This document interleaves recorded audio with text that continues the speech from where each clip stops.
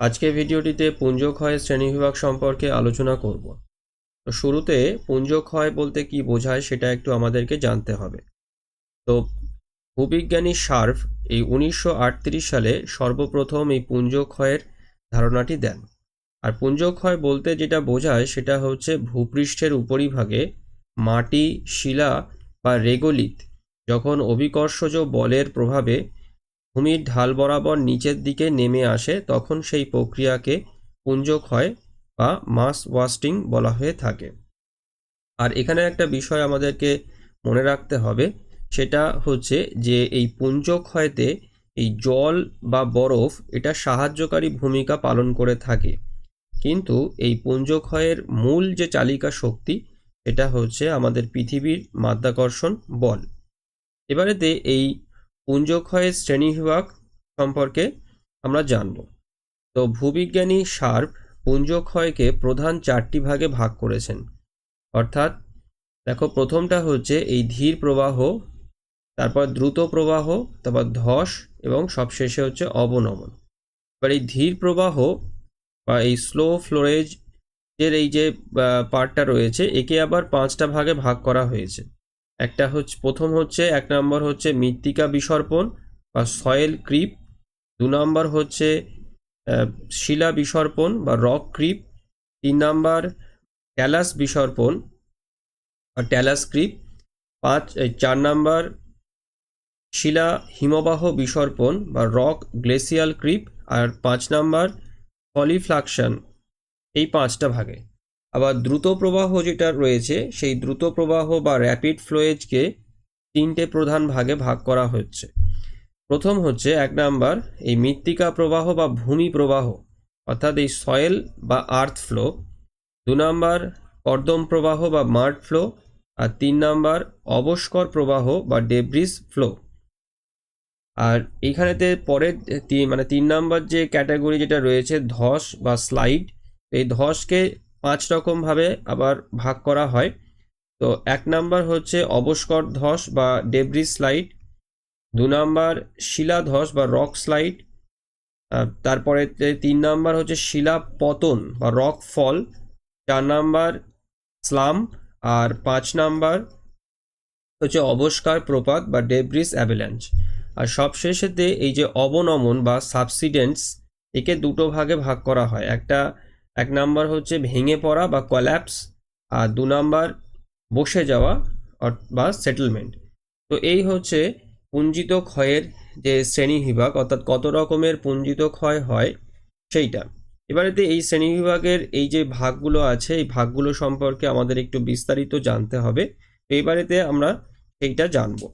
তো সবার প্রথমে এই ধীর প্রবাহ যে পার্টটা রয়েছে এটা সম্পর্কে আমরা আলোচনা করব। তো ধীর প্রবাহ বা এই ধীর বিসর্পণ কাকে বলে?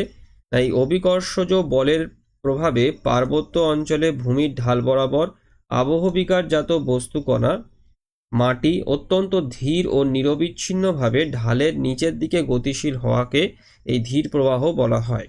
আর আমরা যেটা জানলাম যে এই ধীর প্রবাহ 5 রকমের হয়ে থাকে। তো প্রথম হচ্ছে 1 নাম্বার সেটা হচ্ছে মৃত্তিকা বিসর্পণ বা সয়েল ক্রিপ। তো মৃত্তিকা বিসর্পণ হলো এই পার্বত্য অঞ্চলে অভিকর্ষের টানে 5 থেকে 90 সেমি পুরু, বছরে 1 সেন্টিমিটারের কম গতিযুক্ত এবং 5 ডিগ্রি থেকে 35 ডিগ্রি ঢালযুক্ত অঞ্চলে মৃত্তিকা স্তরের ধীরভাবে অবতরণকে বলা হয় এই মৃত্তিকা বিসর্পণ। 2 নাম্বার হচ্ছে এই যে শিলা বিসর্পণ। তো শিলা বিসর্পণ বা রক ক্রিপ হচ্ছে এই পুঞ্জক্ষয়ের সর্বাপেক্ষা ধীর প্রবাহ। আর এই পার্বত্য অঞ্চলে অভিকর্ষের টানে বছরে 0.25 সেন্টিমিটার থেকে 0.75 সেন্টিমিটার গতিযুক্ত 7 ডিগ্রি থেকে 18 ডিগ্রি ঢালযুক্ত অঞ্চলে বেলে পাথর, কংগ্লোমারেট প্রভৃতি শিলার অত্যন্ত ধীর অবতরণকে এই শিলা বিসর্পণ বলা হয়। 3 নম্বর হচ্ছে এই যে ট্যালাস বিসর্পণ। তো ট্যালাস হচ্ছে এই পার্বত্য ঢালে শিথিল আবহবিকারজাত যে শিলাখণ্ড তাকে ট্যালাস বলা হয়। আর এই ট্যালাস ঢালের নিচের দিকে নেমে আসাকে এই ট্যালাস বিসর্পণ বলে। 4 নাম্বার হচ্ছে শিলা হিমবাহ বিসর্পণ। তো হিমবাহ উপত্যকা বরাবর সঞ্চিত শিলাখণ্ড উপত্যকার ঢাল বরাবর নিচের দিকে নেমে আসাকে এই শিলা হিমবাহ বিসর্পণ বলে। আর 5 নাম্বার হচ্ছে এই যে সলিফ্লাকশন, এটা হচ্ছে এই উচ্চ অক্ষাংশে জল ও বরফ দ্বারা সিক্ত মৃত্তিকা ভূমি ঢালের নিচে মাধ্যাকর্ষণের টানে অবতরণ করা। এবারেতে দ্রুত প্রবাহ অর্থাৎ এই র্যাপিড ফ্লোয়েজ যে ব্যাপার যেটা হয় তিনটি পদ্ধতির মাধ্যমে এটা ঘটে থাকে, তো সেটা এবারেতে আলোচনা করব। তো প্রথমেতে একটু দ্রুত প্রবাহ কিভাবে ঘটে সেটা একটু জানতে হবে। না, এই ভূমির ঢাল বরাবর বিভিন্ন পদার্থ অপেক্ষাকৃত দ্রুত গতিতে নিচের দিকে নেমে আসাকে এই দ্রুত প্রবাহ বলে। আর এটা 3 ভাবে হয়। 1 নাম্বার হচ্ছে মৃত্তিকা প্রবাহ।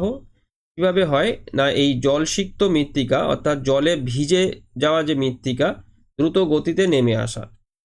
2 নাম্বার হচ্ছে কর্দম প্রবাহ বা মাড ফ্লো, অর্থাৎ সূক্ষ্ম দানার মৃত্তিকা জলের দ্বারা পরিপৃক্ত হয়ে তরল প্রবাহ রূপে, অর্থাৎ কাদাগোলা যে জল যেটা হয় সেই কাদাগোলা মানে তরল কাদার যে জল মানে কাদাগোলা যে জলটা সেইটা যখন ঢালের নিচের দিকে নেমে আসে তখন তাকে কর্দম প্রবাহ বলে।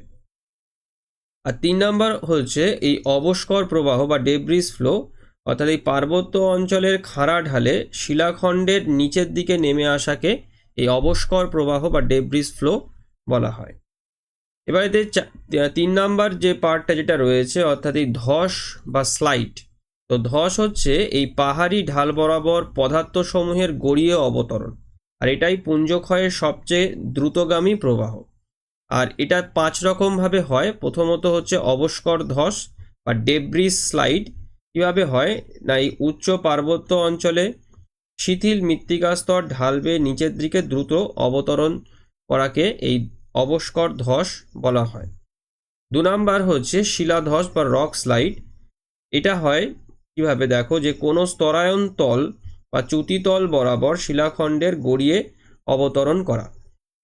3 নাম্বার হচ্ছে শিলাপতন বা রক ফল, অর্থাৎ এই কোনো খাড়া ভিগুর সম্পূর্ণ বা প্রায় সম্পূর্ণ একটি বৃহৎ অংশের পতন বা ভেঙে পড়াকে এই শিলাপতন বলা হয়। 4 নাম্বার হচ্ছে স্লাম্প। তো স্লাম্প হচ্ছে এই নদী বা সমুদ্র তরঙ্গ বা মানবীয় কার্যে ঢালের নিচের অংশ কর্তৃত হলে শিলাখণ্ডগুলি এই খাড়া ঢাল বরাবর ঘূর্ণায়মান পদ্ধতিতে নেমে আসাকে এই স্লাম্প বলা হয়। 5 নাম্বার হচ্ছে অবস্কর প্রপাত বা ডেব্রিস অ্যাভালাঞ্চ বলা হয়। এটা কিভাবে হয় না, এই পাহাড়ি ঢালে জলের বৃদ্ধির কারণেতে শিথিল মৃত্তিকা ও শিলাখণ্ড ভিজে অবস্থায় অসংলগ্ন শিলা উপত্যকা বরাবর নেমে আসা। আর এবারেতে এই পুঞ্জক্ষয়ের শেষ যে পার্ট যেটা রয়েছে অর্থাৎ এই অবনমন বা সাবসিডেন্স। তো এটা কিভাবে হয় দেখো, যে এই ঢালের উপরের মৃত্তিকা প্রস্তরখণ্ড ঢাল বরাবর নিচের দিকে গড়িয়ে না গিয়ে নিচের দিকে বসে যাওয়াকে বলা হয় হচ্ছে অবনমন। আর এটা দুভাবে হয়। একটা হচ্ছে কোল্যাপস, অর্থাৎ এই চুনাপাথর এলাকায় গুহার ছাদ যখন ধসে পড়ে তখন এটা হয়, অর্থাৎ নিচের অংশটা ধসে পড়ার কারণেতে ওপরের অংশটা বসে যায়। আর 2 নাম্বার যে পদ্ধতি যেটা হয় সেটা হচ্ছে সেটেলমেন্ট, অর্থাৎ ভূগর্ভের প্রবেশ্য শিলাস্তর থেকে জল নিষ্কাশিত হয়ে ওপরের অংশ বসে যাওয়া। তো এই 4টে প্রধান শ্রেণী রয়েছে পুঞ্জিত ক্ষয়ের, আর সেই 4টে শ্রেণীর যে উপশ্রেণী যেগুলো রয়েছে সেগুলো। আর সবশেষে দেখো এই যে পুঞ্জক্ষয়ের কিভাবে হয়, অর্থাৎ পুঞ্জক্ষয়ের যে ইম্পর্টেন্ট যে পুঞ্জক্ষয়ের যে অংশগুলো রয়েছে তার একটা ছবি এখানেতে আমি দিয়ে দিয়েছি, এবং এই ছবিটা দেখলে তোমরা কিছুটা হলেও বুঝতে পারবে যে এই পুঞ্জক্ষয় এই প্রক্রিয়াটা কিভাবে ভূপৃষ্ঠের ওপরেতে হয়ে থাকে। তো আজকের ভিডিওটি আমি এখানেতেই শেষ করলাম। পরের ভিডিওতে আমি এই পুঞ্জক্ষয়ের ফলেতে যে ভূমিরূপগুলো তৈরি হয় সেই ভূমিরূপগুলো সম্পর্কে বিস্তারিত আলোচনা করে দেবো। তো সবাই ভালো থেকো, থ্যাংক ইউ।